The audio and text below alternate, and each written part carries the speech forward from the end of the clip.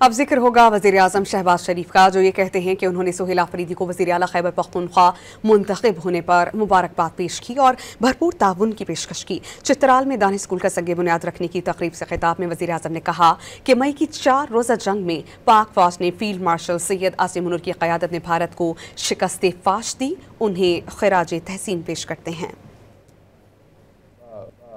वज़ीर आला KP के मुंतखब हुए तो मैंने उनको टेलीफोन करके उनको मुबारकबाद पेश की और मैंने उनको कहा, मैं पेशकश करता हूं कि वफाक आपके साथ भरपूर तौर पर ताउन करेगा और मिलकर हम पाकिस्तान के अंदर तरक्की और खुशहाली, दहशतगर्दी और बदअमनी का मुकाबला करेंगे।